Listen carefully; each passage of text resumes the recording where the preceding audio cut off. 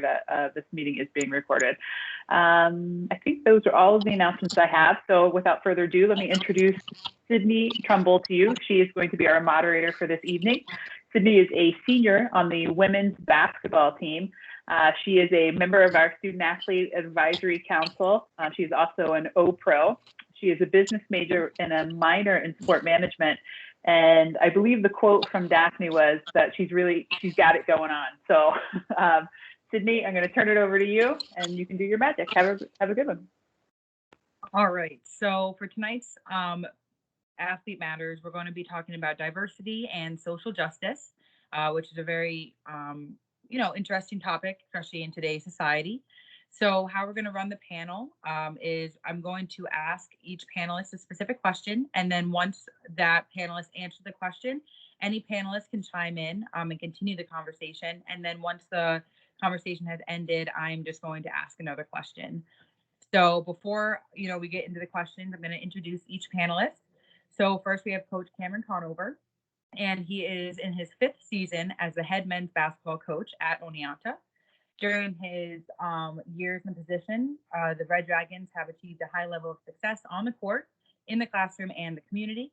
Coach Cam has the most wins of any coach in his first 4 seasons of the program. And the team has also qualified for playoffs all 4 seasons. So, being present during pretty much every game during the past 3 years has been really impactful for me watching him coach. So it's a pleasure to have him on tonight. Then we have Professor Benyam Awash. He is a professor here at Oneonta. He holds a PhD in sociology, an MA in world politics from Binghamton University, and he also has a BA in economics from the University of Massachusetts at Amherst. He is an assistant professor in sociology and criminal justice, and he is a fan of the FC Barcelona and is a boxing enthusiast. And then we have Eva Zapita. She is a current member of the women's track and field team.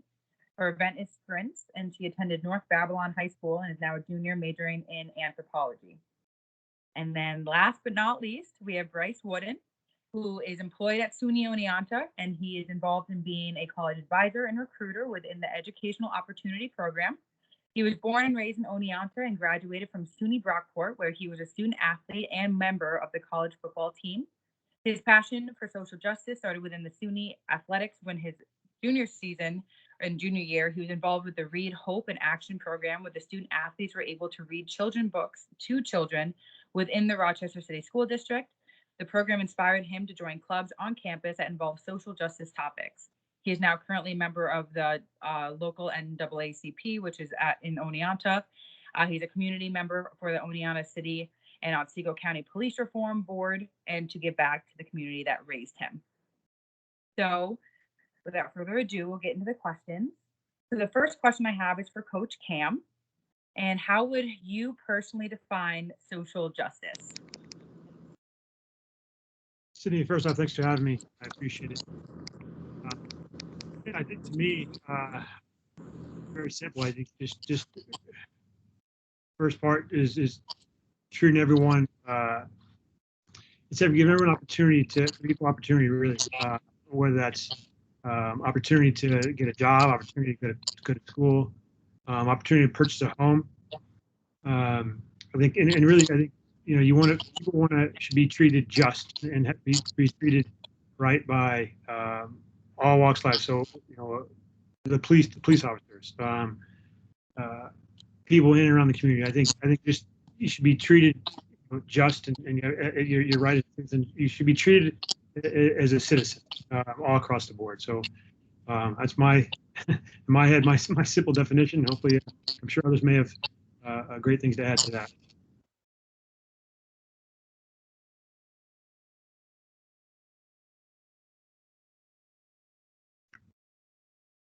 Does anyone else want to chime in?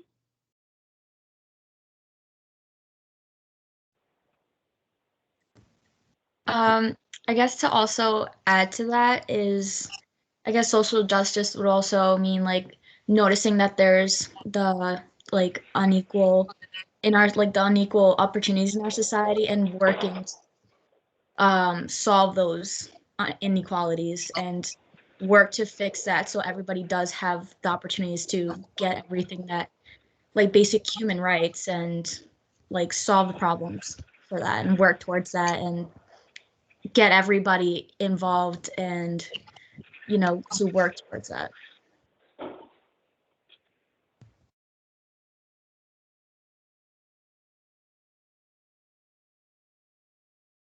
All right. And to continue the conversation and build off of the personal definition that you guys have of social justice, what role do you believe SUNY Oneonta should play in social justice? And I'm going to ask this to Bryce Wooden. Thank you, Sydney. The role with, especially with social justice, I mean, it really just depends on what you're passionate about when it comes to equality. Kind of going off of Eva and Coach Cam, when you see something that you feel, you know, there's a disparity or, you know, unequal, you want to, you know, make sure you address it and try to find ways to solve the root of the problem. For an example, even on our campus, with the events of George Floyd in our country, that's happened. Our country has been very involved with kind of asking the questions of systematic racism and its role with police agencies and police departments. So me and Coach Cam right now are actually working on the Otsego County police force and trying to find you know, initiatives and work with the police department to make them aware that systematic racism does exist in our country. So it's definitely going to exist in our county and in our area. So especially when it comes to SUNY Oneonta, you know, just as my job as advisor and staff, want to make sure that you all as students are safe. And the thing is, if there's systematic disparities or issues, that means that students can have the potential to be unsafe on campus. So that's one of the things that University Police has a reform board going as well. And they're working with a lot of great staff members to work on those initiatives and strategies to grow and to try to be as preventative the best way possible. Something could always happen. It's just how things are. But having the conversation and going through planning, it's very important to have those difficult conversations and to address our history. Our history is, when it comes to racism and gender and religion, so many different topics, sometimes we haven't really addressed the historical aspect. So that's just something that, whatever you're passionate about on this chat, you know, if you want to get involved, you know, through clubs and organizations, I definitely advise that.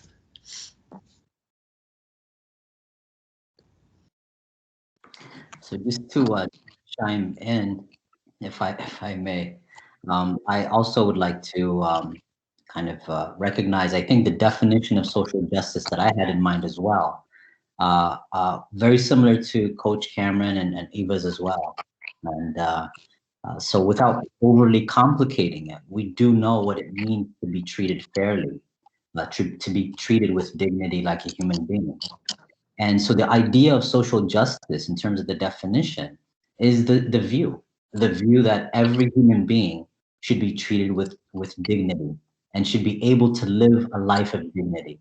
And that life of dignity could be manifested in the form of having access to dignified housing, having access to the available types of medication that we have for living, having access to food and opportunities, etc. So those basic things, being able to be seen equally as an American, citizenship rights. One American is no longer less than another American, right? So the idea then of human dignity. And I think Bryce's analysis and his advocacy in terms of what SUNY Oneonta should play a role in terms of social justice, if I can piggyback on his observation. What is the point of our university? You know, this is a very privileged institution. We receive thousands and thousands of young adults that will then leave after a few years, unless they love it so much that they're super seniors, but they'll leave after a few years. and they're going to enter society. They're going to shape society. And so what kind of human beings do we want to create? Do we want to shape? What kind of young men and women do we want? And so I think the role of the institution is not simply to equip people to be wonderful workers, to go to IBM or Google, to have these skills, but it is an institution, much like a church, much like the military, that has a particular mission, which is a certain value. And so social justice is about the agreement in our society that we have a value in this country, that we value human beings, and that all human beings should be treated with dignity. And we want a society that treats all human beings with dignity. Our institution has to have as its mission the cultivation of a generation of Americans that walk through our doors, of people that embody that. They treat each other that way on campus. They learn how and what that means. And they also fight for it in their communities as they go home, and also in the broader Oneonta area in our country. So the type of human beings that we create are ones that understand what it means when we say that we want a society where people treat each other with human dignity. And that's my piece.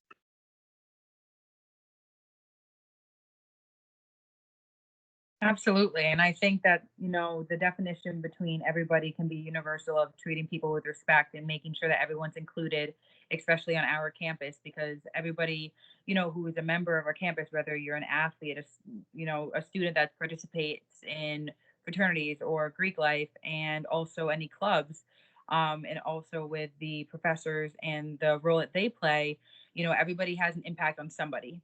And if we can change the way that people think and be able to become with a more universal and accepting society, we're going to be able, especially cultivating that in our SUNY Oneonta system, we'll be able to change the world. And I think that, and I truly mean that, although, that sounds very corny, but it's true. I mean, we have a big base in Oneonta, but we are all throughout the New York State, and we'll be able to travel to different places once we have a degree and be able to, change the places that we're in. And so to take much of what everyone had just said, and we talked about the role that SUNY Oneonta plays, we have an opportunity right now where we have employees of the institution, we have a coach of the institution, we have a student athlete. What is the role of those professors, coaches, student athletes, and their roles in athletics and in the classroom when it comes to social justice? What can those roles play, not just the institution, but those individual people? And I'm going to ask this specifically to Eva first.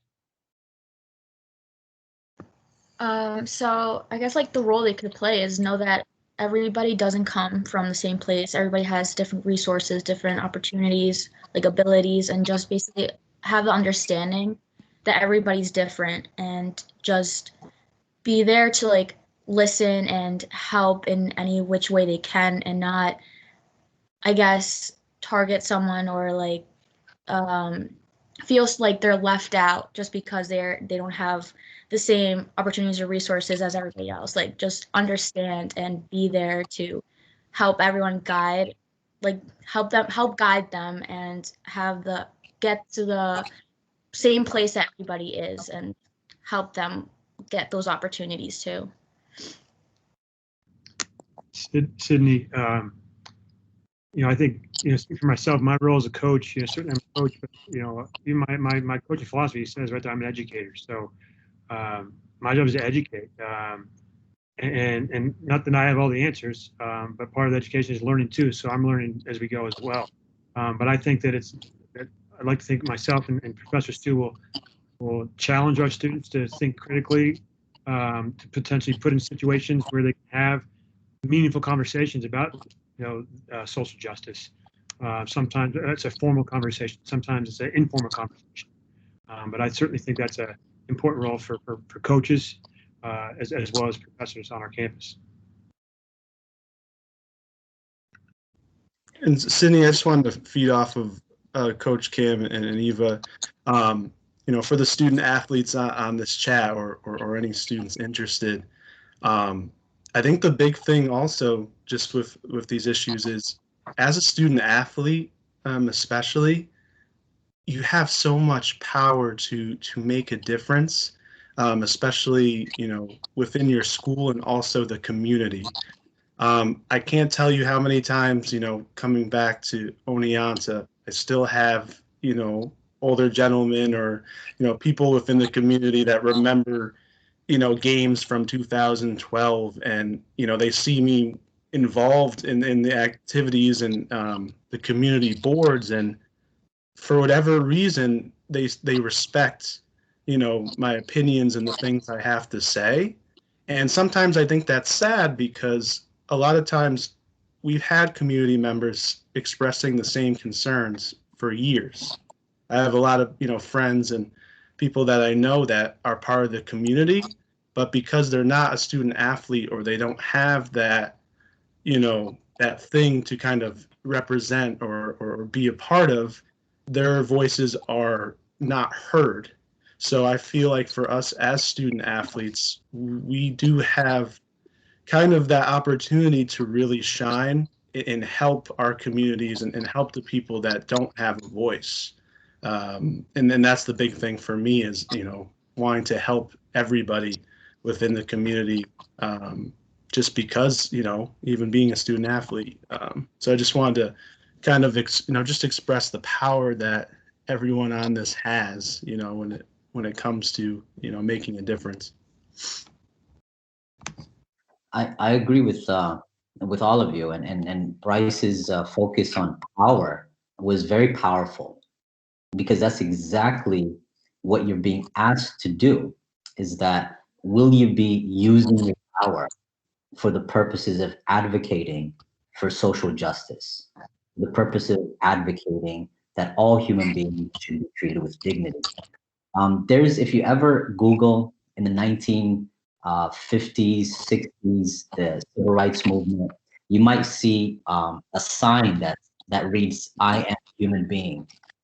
This past summer, when we had the Black Lives Matter movement, it's just ironic that you have a similar sign that says, "I am a human being." The idea here then is that for privileged persons in our society that are actually highly valued, respected, student athletes are looked upon as role models. Coaches are very influential in terms of the prestige, and professors have a certain level of, I wouldn't say power, but certainly they have some influence. And I think for student athletes, particularly in an age where we have social media, can be, of course, a double-edged sword. But think about, how can you make your voice heard? How can you make your voice heard and be heard effectively, advocating for that which you are passionate about, right? For that which you are passionate about. I want you to think right now in this country, we have at least 50 million people that are one paycheck away, right? One paycheck away from being evicted or from not being able to eat, right? So this is, when we talk about, when Eva mentioned inequality, this is a society that is ripped and being ripped through by inequality. And so for those of us that somehow are protected and we do have the social status and an ability to make our voices heard and to advocate, what is our role? And that's a personal question, but it also is, I think, important to understand we're not individuals. There's a web that connects all of us, And so that recognition, I think, is very important in your own decision making. How are you going to use your particular platform? Whether you're a member of SUNY Oneonta's athletics, whatever your athletes are, or whether, for instance, you're a member of FC Barcelona. Every major soccer or football game, you have a moment that's dedicated to anti-racism. So you just watch, for instance, this season, right? So that is a gesture using the platform that athletes have to communicate that we do not want a society that advocates and lives by racist principles. So that's I think my take as well in terms of Bryce, which is use your power to advocate and to make your voice be heard. Absolutely. And I think, going to combine all of those, a lot of what was brought up was being an ally or knowing what your personal privilege is. Everybody's different. We've referenced that before. And I'm actually going to go back to Dr. Awash with this, or Professor Awash with this, and talk about if you were to speak to your own personal privilege, how would you respond? If you were asked what your personal privilege was, would you have a response for it? So without even leaving the circumstance of the pandemic, here you see the background of my house. I'm working. I am not exposed like frontline workers, people, for instance, with a very minimal income who have to go and do service work. And every time they leave their home, they're being exposed to the possibility of getting a virus, bringing it home to their children and their family.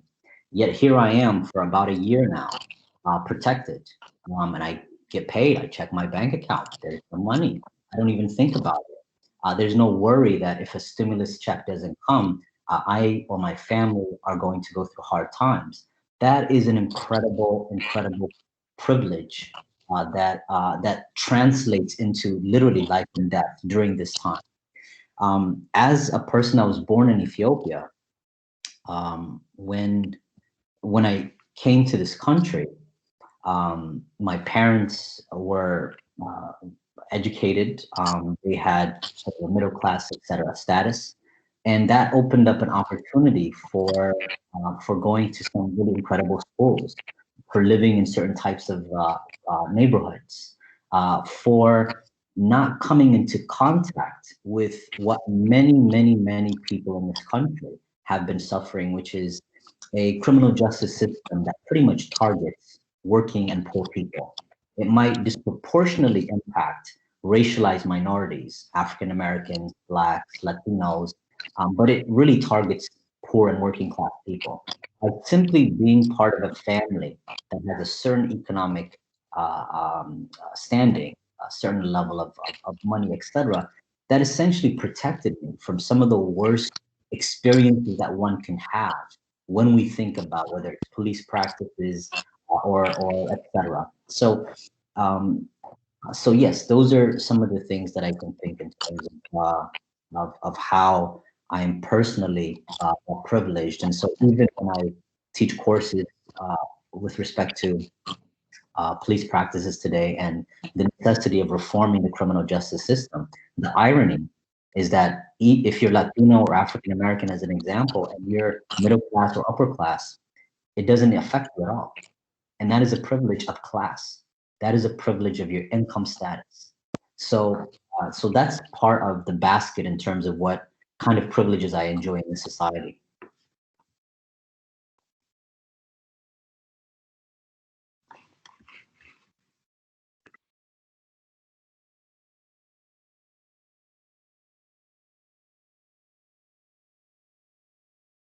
Does anyone else want to speak to their personal privilege? It can be a hard topic to talk about. Sydney, I'll go ahead. Sorry, I had to process it myself. That's okay. Just thinking of some things.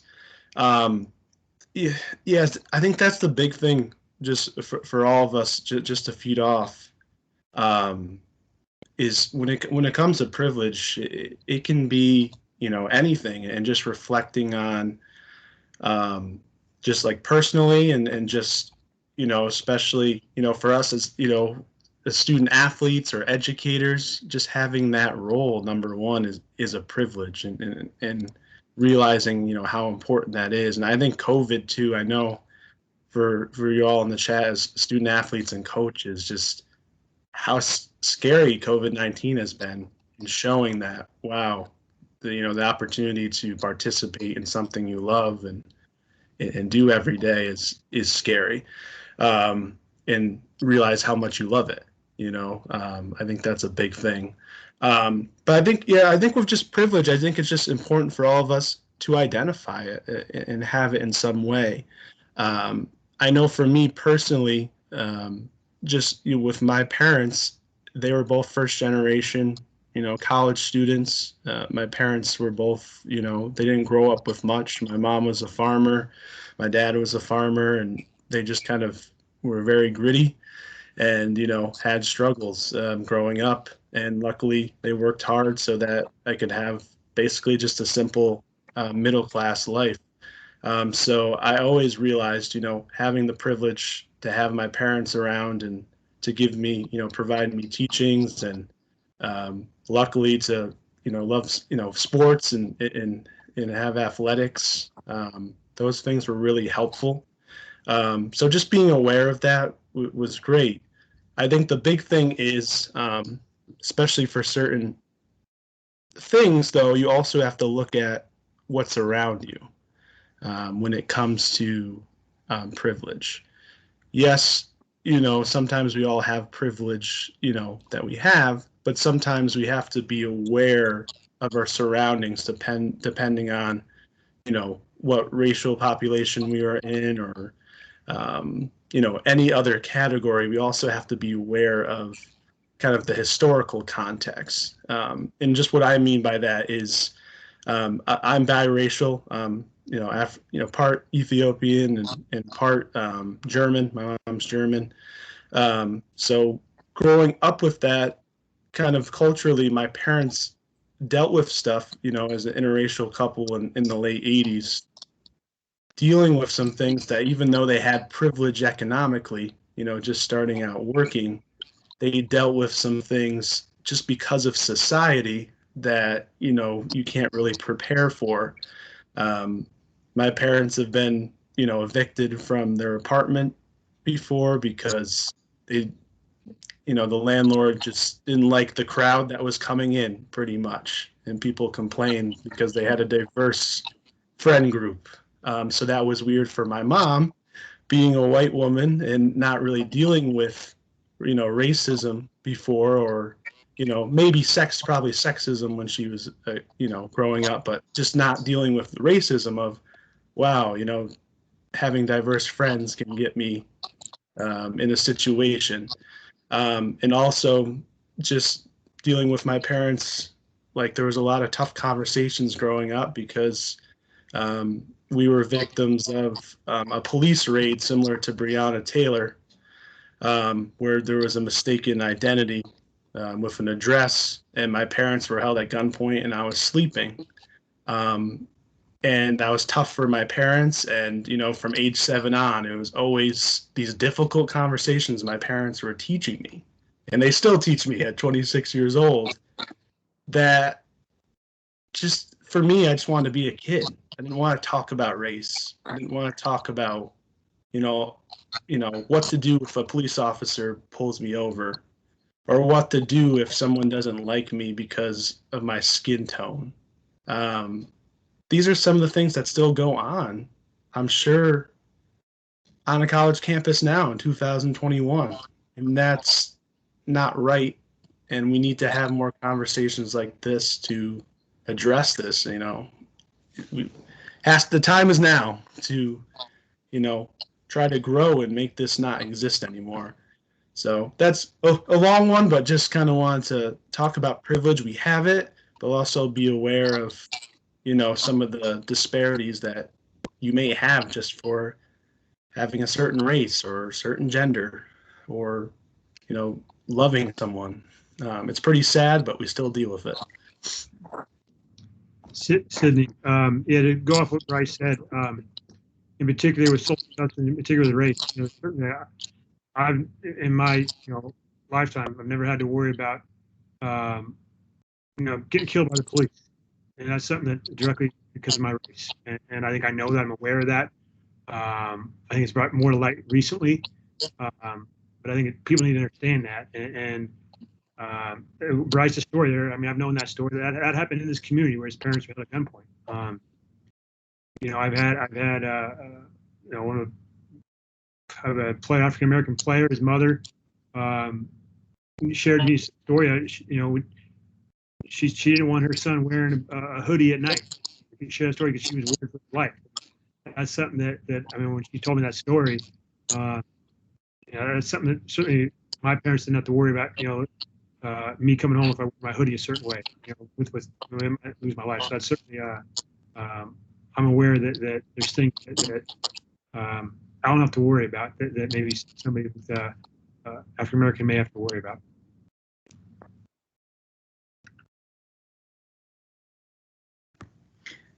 Similar to that, similar to Bryce, when I was younger, obviously one doesn't grow up thinking like, oh, I'm different from everybody. No one's consciously thinking of it. And as I got older, like kids like started realizing, because I'm Hispanic, and they started, I guess, realizing, like hearing me talk Spanish with my mom, like I'd be called like they'd be like, oh, like go back to your country, or like say like really ignorant things. So like they're not aware of like the impact it makes. So like there's privilege in having the ability to not be aware that those kinds of like words have an impact, and having the privilege to not worry about someone going up to you and just saying stuff like that, especially like during the recent election and when Trump first came into office. Like I even had someone tweet at me like, oh, I hope your family gets deported, and they just like, assume that my family's like all like illegal and not from here, and I barely even knew them. And so there's privilege in like not having to worry about that. And so I guess privilege is also like just being aware that you can have the ability of not worrying about it, but you should also like educate yourself to know that you have the privilege and be able to respect those that don't have it and understand and know how to interact with the people around you.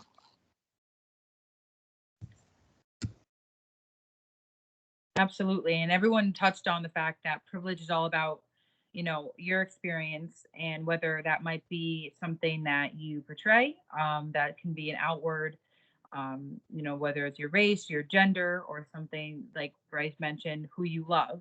And so privilege, what Eva just touched on is the fact that, being aware of your privilege can help around you and understand that, people around us might not see eye to eye and have different experiences, but that doesn't make people completely different.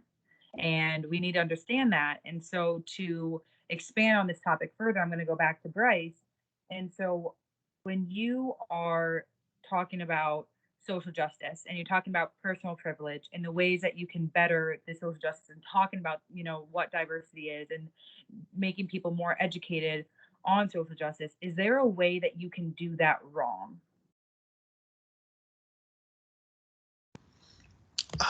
That's a great question, Cindy. I don't know if there's any way that you can necessarily do it wrong, because the thing is, an effort is always positive. I mean, there's a lot of people that they might not know much about certain initiatives and things, and they're a little hesitant to speak on the matter, but they might donate to a social organization, like NAACP or many organizations, right, that involve social justice. Even something as small as that is a great contribution and being an ally. So I wouldn't necessarily say there's anything wrong, like there's nothing wrong. I just think that sometimes when it comes to education, some people do one thing to contribute to social justice and they stop. So they just, oh, I did my part, I donated, I helped a friend, I posted on Instagram this like one post, and like I'm like a total ally and just amazing. That's the start. That's where you want to start, and just starting is amazing, and it can, contributes to the issue. But I think it's just motivating, everybody now to say social justice is growth.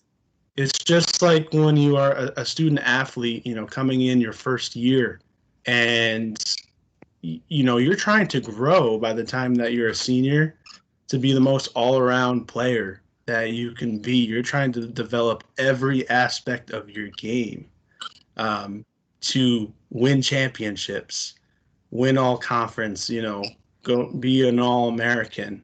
And, those are, I'm putting it in sports terms. That's how we have to be when it comes to social justice, because lives are depending on it. People's lives are depending on it. And until we, if we don't stop growing, these things can't get better. So I think that's the only thing I can say when it comes to being wrong. I think sometimes people just kind of do the bare minimum and then they say like, I'm set. When really, when it comes to development, we need to be educating ourselves until we leave this earth. And it's a hard job, but it just takes the little things, always trying to grow and always trying to give yourself a little bit of information each time.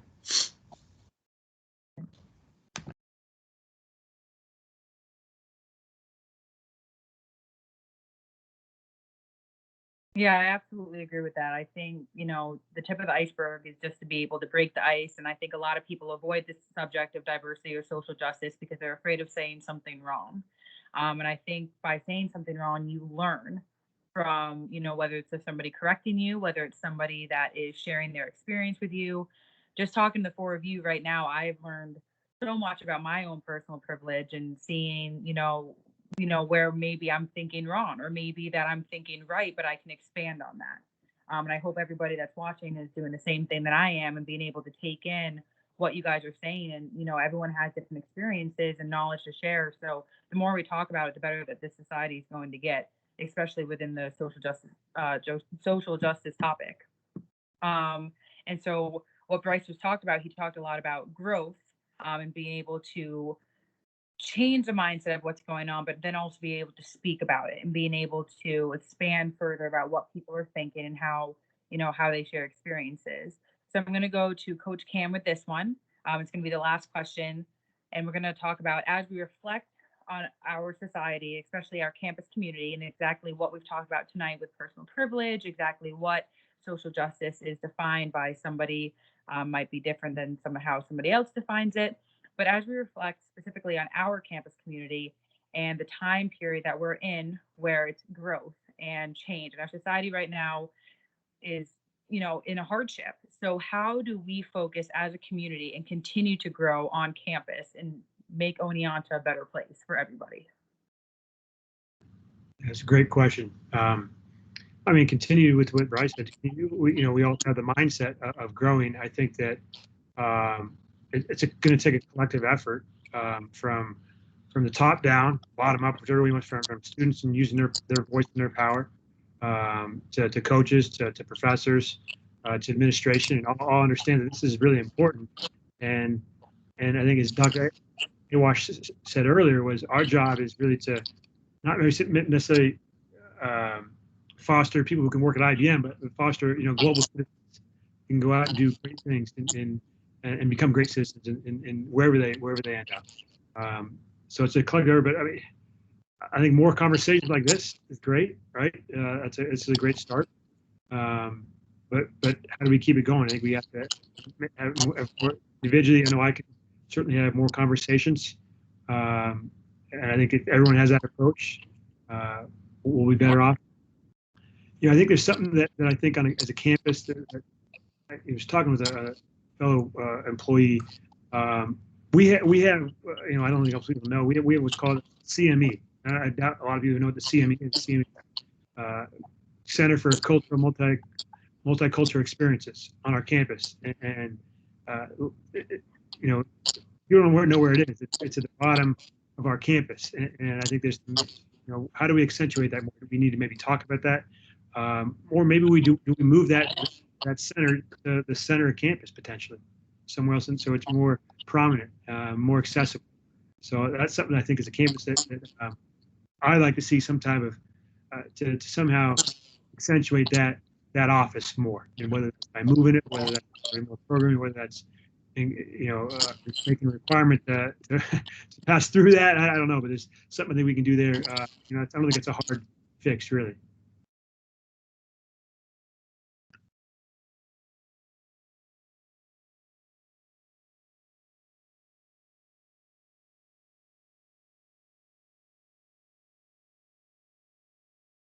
Anybody else want to add to how we can continue to grow as a campus? Oh, Sydney, I'll just go real quick. Just something real quick, just feeding off of Coach Cam, of just looking for different aspects that is a little outside, maybe outside of your comfort zone. And I'm just speaking on this because when I was a student athlete, especially my first 2 years in school, all I really did was interact with the student athletics events, and all the football events and anything that was related with student athletes and athletics, which is great. I learned a lot, and you build a family atmosphere. But I started to reflect as I was becoming a junior and say, I need to see more of campus and figure out, more of who I am as a person, and support other groups.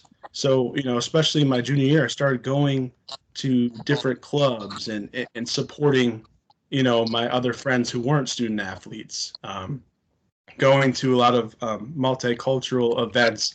I ended up being a part of a Men of Color summit group and OSAD, Organization Students of African Descent, to learn a little bit more just about my culture and how I could help with social justice, and just learn about cultural. And I ended up being a part of talent shows, fashion shows, and creating all of these events during my time. And I just thought to myself, wow, if I had that same mentality I did the first 2 years, I just would have known football, or I just would have known athletics. So I think that's just something that, as a community, support everything. Just try to get out of your comfort zone and go to something on campus that's not related to athletics, and support everybody, because that creates more unity. When everyone has that support.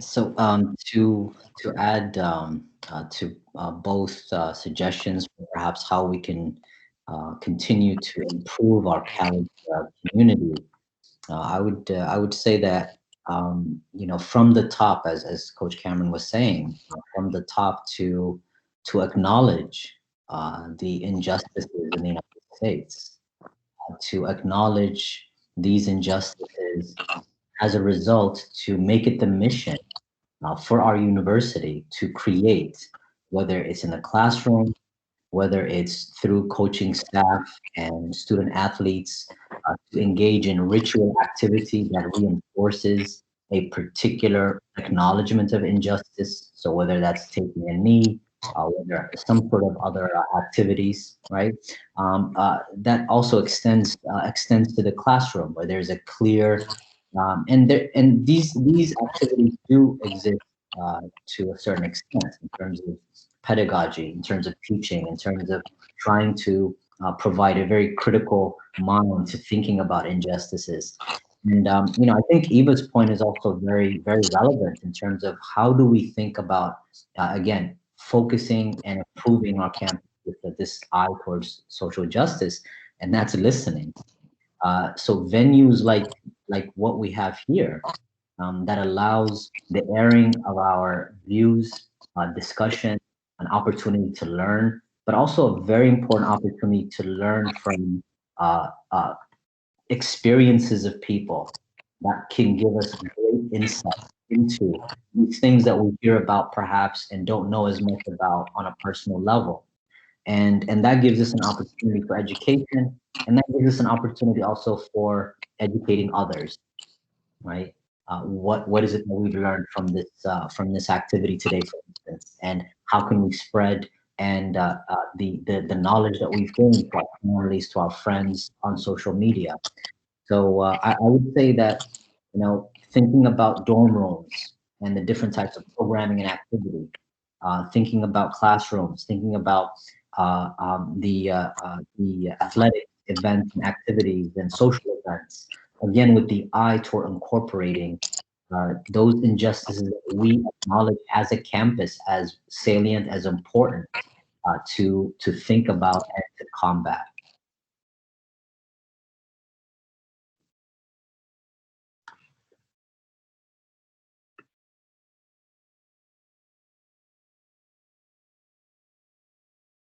All right, that wraps up our questions. Does anyone want to add anything? All right, well, I just wanted to thank the 4 panelists for being here. I personally learned a lot. I hope everyone listening learned a lot. And I think that to Professor Awash's point, I think if we have more forums like this where we're able to talk about it and have an open discussion, I think that a lot of people can learn and we can, spread this and expand it to more of the campus community rather than just the athletes. So again, I just wanted to thank you guys, and I really appreciate you guys being on. Thank you for having us. Thank you. You, Sydney. Appreciate it. Thank you. Thank you, Sydney. Excellent. Sydney, Okay. rock star. Absolutely. Nice job, Sydney, and thank you everyone for being on tonight. Just a reminder for all of you that attended, if you were watching on someone else's computer, please send me an email to let me know that you're here so you can get some credit for it. But I just, again, want to thank all of our panelists and Sydney for moderating tonight. Well done, and we'll see you next time, hopefully. Okay. Thank you. Have a good night. Thank you. Okay, have a great job. night. Thank you. Good job, everyone.